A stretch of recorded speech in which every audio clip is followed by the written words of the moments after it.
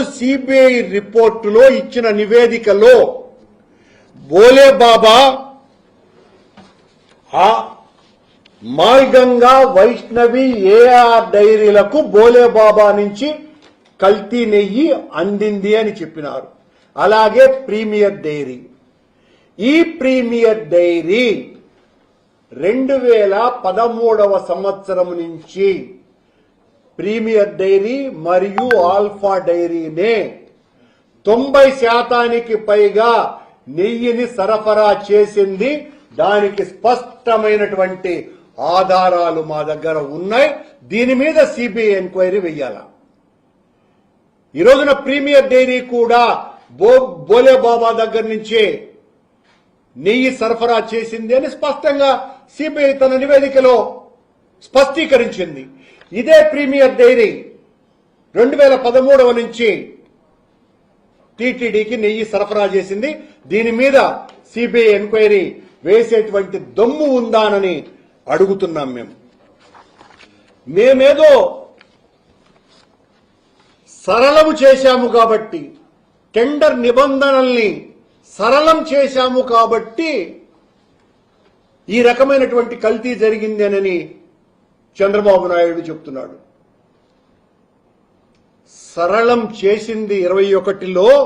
కారణం, కేంద్ర ప్రభుత్వం స్టార్టప్ కంపెనీలను ఎంకరేజ్ చెయ్యాలా అన్నటువంటి ఆలోచన, కొత్తగా వచ్చినటువంటి కంపెనీలను ఎంకరేజ్ చెయ్యాలా అన్నటువంటి ఆలోచన కేంద్ర ప్రభుత్వంది కనుక కొత్త కంపెనీలకు అవకాశం ఇవ్వాలని ఆనాడు టీటీడీ నిర్ణయం తీసుకున్న మాట వాస్తవమే. కానీ ఆనాడు, అంతకు పూర్వము, ఆ తరువాత, ఇప్పుడు కూడా చంద్రబాబు గారి ప్రభుత్వంలో కూడా బట్టర్ ప్రొక్యూర్మెంట్ కు సంబంధించి చేసుకోవచ్చును అన్నటువంటి నిబంధన, పాల ఉత్పత్తి సరిపోనంత ఉంటే బట్టర్ను కొనుక్కోవచ్చునని చాలా స్పష్టంగా ఇప్పటికీ కూడా ఆ నిబంధనలు అలాగే ఉన్నాయి. కరోనా సమయంలో నెయ్యి అవసరమే కలుగలేదు కనుక ఆ స్టార్టప్ కంపెనీలను ఎంకరేజ్ చేయాలన్నటువంటి ఆలోచన ఆనాటి బోర్డుకు ఉన్నప్పటికీ కూడా అది ఫలితం ఇవ్వలేదు కనుక మళ్లీ నేను చైర్మన్ గా అయిన తరువాత దాన్ని ఎంతో కఠినతరం చేసింది కూడా మా హయాంలోనే. ఈ మొత్తం వ్యవహారంలో ఎక్కడా కూడా సిబిఐ తన నివేదికలో రాజకీయులకు నేరారోపణ చెయ్యనే లేదు అన్నటువంటి విషయం చాలా స్పష్టంగా కోర్టుకు ఇచ్చినటువంటి నివేదికలో తేలిపోయింది. అది సుబ్బారెడ్డి గారు కావచ్చును, నేను కావచ్చును, జగన్మోహన్ రెడ్డి గారి అనుయాయులంగా మరెవ్వరము కూడా అందులో ఆ నేరంలో మేము భాగస్వాములు అని ఎక్కడా కూడా సిబిఐ తన నివేదికలో చెప్పల. సిబిఐ చెప్పిందంతా కూడా అధికారులు, ఆ డైరీ యజమానులు లాలూచి పడటం ద్వారా ఈ నేరం జరిగింది అని మాత్రమే చెప్పారు. ఆ నేరం కూడా చంద్రబాబు చెప్పినట్టుగా, పవన్ కళ్యాణ్ చెప్పినట్టుగా పంది కొవ్వు, ఆవు కొవ్వు, చేప కొవ్వు వాడినారు అన్నటువంటి పదం ఒక్క చోట కూడా లేకపోగా అనిమల్ ఫ్యాట్ వాడలేదు అని చాలా స్పష్టంగా చెప్పినారు. ఈరోజు చంద్రబాబు గారు ఏదో మాట్లాడుతున్నారు, సరళం చేయటం ద్వారానే, సడలించటం ద్వారానే టెండర్ నిబంధనల్ని ఈ తతంగమంతా జరిగిందని. మొన్ననే Andhra Pradesh dairy development cooperation federation government సంస్థ ఇది, వీళ్లు టెండర్ కు ఆహ్వానించినారు. ఈ ఆంధ్రప్రదేశ్ డెవలప్మెంట్ కోఆపరేటివ్ ఫెడరేషన్ కు ఒక్క ఆవు లేదు, ఒక్క ఆవు కూడా లేనటువంటి సంస్థ పాల ఉత్పత్తులను కొని వ్యాపారం చేస్తుంది. ప్రభుత్వ సంస్థ చేస్తోంది కదా, ప్రభుత్వ సంస్థ చేస్తోంది అనడానికి గవర్నమెంట్ సంస్థ ఇచ్చినటువంటి ప్రకటన. మేము ఎక్కడ చిన్న లోపం కూడా జగన్మోహన్ రెడ్డి గారు అడుగడుగున స్వామివారికి మేలు చేయాలన్నటువంటి తపనతోనే ఆయన ఎన్డీడీబీ వాళ్లను పిలిపించిందే జగన్మోహన్ రెడ్డి గారు. ఆనాడు ధర్మారెడ్డి గారు ఈవోగా ఉండగా ఎన్డీడీబీ చైర్మన్ ను పిలిపించి ఎన్డీడీబీ వాళ్ల సహాయంతో, వాళ్ల డొనేషన్తో 50 కోట్ల నిధులతో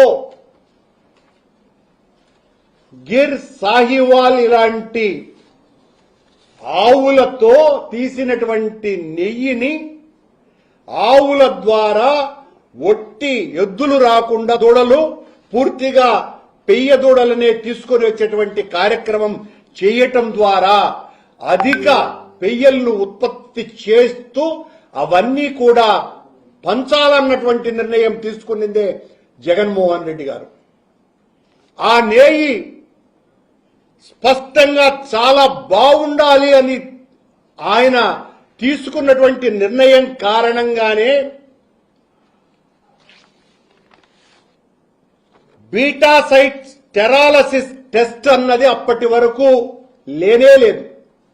జగన్మోహన్ రెడ్డి గారు ఇచ్చినటువంటి ఆదేశంతోనే ఆనాటి అధికారులు ఎన్డీడీబీ వాళ్లను పిలిచి వాళ్ల సహాయం కోరి ఈ టెస్టుకు సంబంధించినటువంటి మిషనరీని తీసుకురావటం కోసమని అధునాతనమైనటువంటి మిషనరీని ఏర్పాటు చేయాలా అన్నటువంటి ఆలోచనతో టెండర్లను కూడా పిలవటం జరిగింది.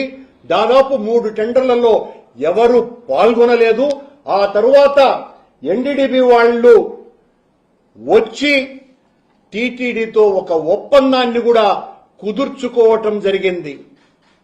ఆ ఆధునీకరణ చేయటానికి ఇవన్నీ కూడా మా హయాంలోనే జరిగినాయి.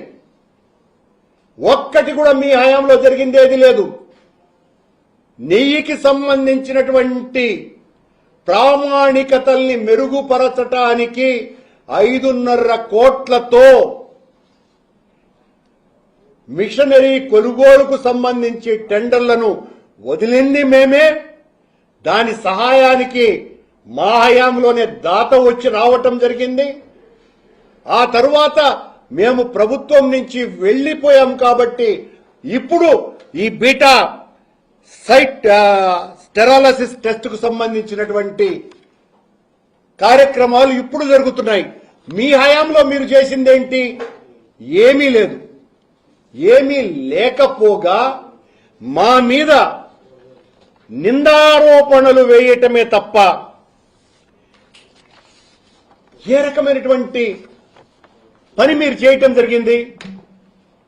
మీ హయాం నుంచే ఈ టెక్నికల్ సంబంధించినటువంటి ఎక్స్పర్ట్స్ ఎవరైతే ఉన్నారో ఈ రోజున దోషులుగా సిబిఐ ఎవరినైతే పేర్కొన్నదో ఆ జిఎం సుబ్రహ్మణ్యం 2016 నుంచి 18 వరకు అతనే ప్రొక్యూర్మెంట్ జీఎంగా ఉన్నాడు చంద్రబాబు టైంలో. మరో నిందితుడిగా పేర్కొన్నటువంటి జగదీష్ కూడా 18వ సంవత్సరం నుంచి 21 వరకు అంటే చంద్రబాబు గారి సమయంలోనే ఆయన ప్రొక్యూర్మెంట్ జీఎంగానే ఉన్నాడు. అలాగే విజయభాస్కర్ రెడ్డి, సురేంద్ర అనేటువంటి టెక్నికల్ ఎక్స్పర్ట్స్ 2013 నుంచి ఇప్పటి వరకు వాళ్లే టెక్నికల్ ఎక్స్పర్ట్స్ గా ఉన్నారు. ఈరోజు వాళ్ళు దోషులు అని సిబిఐ తేల్చింది. దీనికి జగన్మోహన్ రెడ్డి గారికి ఉన్న సంబంధం ఏంటి? చంద్రబాబు యజ్ఞం చేస్తున్నటువంటి వ్యక్తి జగన్మోహన్ రెడ్డి గారు, అందులో రక్తం పోసేటువంటి వ్యక్తులు చంద్రబాబు నాయుడు, పవన్ కళ్యాణ్ గారు. మీరు ఎక్కడ మంచి చేసిన? ప్రతిరోజు నెయ్యిలో యానిమల్ ఫ్యాట్ కలిగింది, పంది కొవ్వు కలిపింది, ఇదే మాటలు మాట్లాడుతున్నారు. ఇక్కడే పచ్చిగా పవన్ కళ్యాణ్ ఒక మాట అన్నాడు. పవనానంద స్వామి అయోధ్యకు పంపించినటువంటి లడ్డూలు 1,00,000 లడ్డూల్లో చేప కొవ్వు ఆవు కొవ్వు కలిసిందేనని ఛాలెంజ్ విసురుతున్న పవన్ కళ్యాణ్ ఈ రోజు కూడా ఆ రోజున 1,00,000 లడ్డులు తయారీకి నెయ్యి సరఫరా చేసినటువంటి వ్యక్తి ఆ రోజు ఈ రోజు చంద్రబాబు గారి బిఆర్ నాయుడు నేతృత్వంలో ఉన్నటువంటి బోర్డులో కూడా సభ్యుడైన సౌరభ్ బోరా అనేటువంటి వ్యక్తే సరఫరా చేసినాడు. దానికి సంబంధించి స్పష్టమైనటువంటి ఆధారాలు ఉన్నాయి.